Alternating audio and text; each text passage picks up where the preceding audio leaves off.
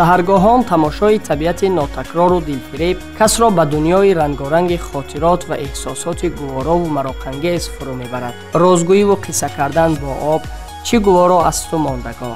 барои тамошои табиати нозанин душанбешаҳр низ аз назарҳо дур набуда ки меҳмонону гардишгарони ватаниву хориҷӣ қабл аз ҳама ба ин шаҳри биҳиштвора меоянд. оре меоянду бо дафтаре пур аз ёддоштаҳои ширин бармегарданд.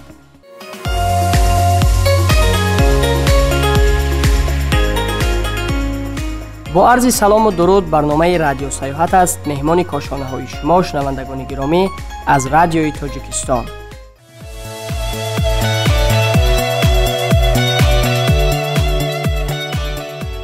баҳри муаррифии гӯшаҳои сайёҳиву тамошобоби сарзамини падариву бобоиамон Тоҷикистони нозанин, ҳайати эҷодии барнома ба деҳкадаҳову боғҳову ноҳияҳову мавзеъҳои зебо ҳамеша меҳмон мешавем. ин навбат баҳри кушудани розҳои нуҳуфтаи гулу гиёҳ ва парваришгарони онҳо дар боғи ба номи Ҳаким Фирдавсии бузургвор рафтем. дунёи инсонҳои заминиву самимӣ тамоман дигар аст охир. пур аз роз, пур аз шакаргуфтаҳову ногуфтаҳо ва пур аз хотираҳо. дар боғ яке бо гулҳо қисса мегуфт, дигаре аз розҳои паррандагон, товусону мурғобиону кабутарони боғ огаҳӣ пайдо мекард. савуми гулҳои садбаргро хушова мекарду бо дунёи гулҳояш андармон буд. дигари бошад бо самимияти бепоёни хеш моро мепазируфту ба қавле ҷойи шинондан намеёфт.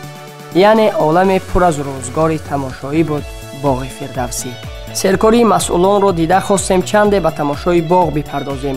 масоҳати умумии муассисаи давлатии боғи фарҳангу фароғатӣ ба номи Абулқосим Фирдавсӣ 34 гектарро ташкил медиҳад ки аз наҳр, гӯшаи афсонавии Симурғ барои кӯдакон, амфитеатр, роҳравҳову сабзаҳо, гӯша барои паррандагон, гӯшаи ёдбуд аз шаҳидони қазоқистонӣ дар муҳорибаҳои сарҳади Тоҷикистону Афғонистон ва ғайра иборат аст. дар он барои истироҳату фароғати сокинону меҳмонони пойтахт шароити арзанда муҳайё карда шудааст. боғ аз ду даромадгоҳҳои шимолӣ ва ҷанубӣ иборат буда аз ҷониби меъморон бо санъати баланди миллӣ бунёд карда шудаанд ки таваҷҷӯҳи ҳар бинандаро ҷалб месозанд. ин боғ дар солҳои 1970 тибқи лоиҳаи дастаи муаллифони донишкадаи Душанбеги Прогор сохта шудааст. ифтитоҳи боғ дар Душанбе ба таърихи 30-солагии ғалаба дар ҷанги бузурги ватанӣ солҳои 1941-1945 рост омад. 9 майи соли 1975 боғ ба фаъолият шурӯъ карда буд, аммо дар ин солҳои дароз он аз назарҳо дур монда буду хеле фарсуда.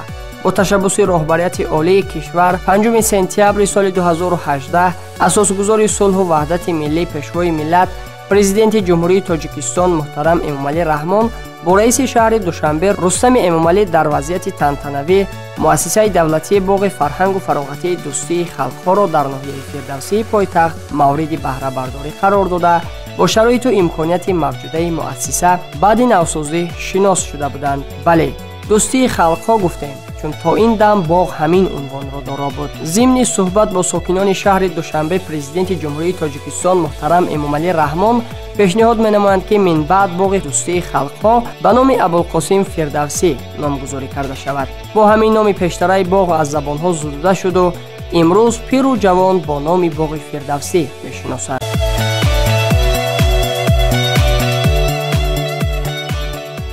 маҷмӯаи фароғатии Симурғ аз гӯшаҳои дигари боғ мебошад ки барои кӯдакону наврасон бунёд гардидааст.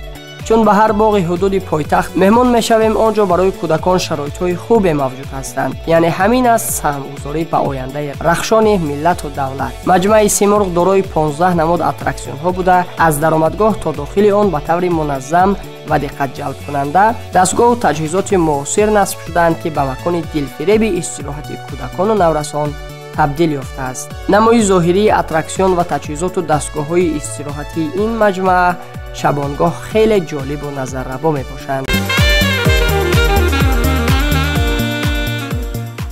дар идомаи ин маҷмӯа ҳамчунин майдончаҳои варзишӣ ва дилхушӣ аз қабили роллердром, скейтбозӣ, толори яхмолакбозӣ мавҷуданд ки намудҳои муосири варзишу бозиҳои муфид мебошанд. дар боғ ҳамчунин корҳои ободониву гулзоркунӣ низ анҷом дода шудаанд. то имрӯз майдони 17 гектар майсазор гардида дар маҷмӯъ беш аз 750 000 бех гулу буттаҳои ороишӣ бо завқи баланди зебоипарастӣ шинонида шудаанд ки диққати ҳар бинандаро ба худ ҷалб менамоянд. барои таъмини амнияти истироҳаткунандагон дар 60 нуқтаи ин боғ камераҳои мушоҳидавӣ ва таҷҳизоти радиошунавонӣ насб карда шуда 2 адад таваққуфгоҳ барои 250 воситаи нақлиёт низ барои истироҳаткунандагон сохта шудаанд. дар доираи дастуру супоришҳои пешвои миллат президенти ҷумҳурии Тоҷикистон муҳтарам Эмомалӣ Раҳмон аз ҷониби мақомоти иҷроияи ҳокимияти давлатии шаҳри Душанбе ва вилоятҳои Суғду Хатлон ин боғ пурра навсозӣ гардидаасту ба як макони истироҳату фароғат ва дилфиреби пойтахт табдил дода шудааст. иншооти варзишӣ бунёд гардида дар ҳудуди боғ татбиқи амалии сиёсати пешгирифтаи роҳбарияти олии давлату ҳукумати мамлакат ва мақомоти иҷроияи ҳокимияти давлатии шаҳри Душанбе буда имкон медиҳад ки ҷавонону наврасон дар ин ҷо ҳам истироҳату фароғат намоянд ва ҳам ба варзиш машғул шаванд.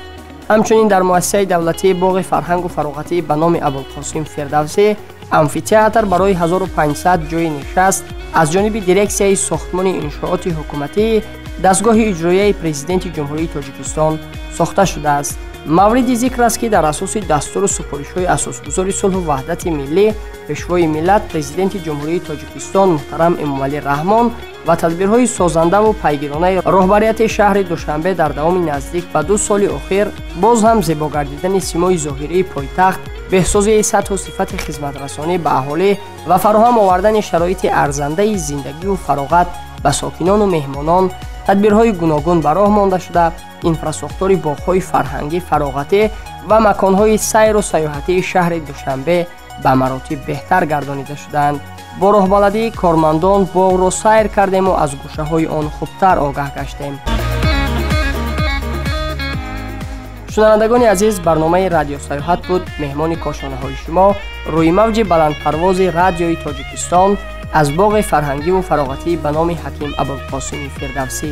дар таҳияи барномаи имрӯза саҳм доштем ровӣ ва гӯянда Қаландар Норов, коргардон ва масъули танзим Ҷумъахони Мурод. то саёҳатҳои дигар сарбаланду хонаобод ва хушрӯзгору шод бимонед шунавандагони гиромӣ. хайр.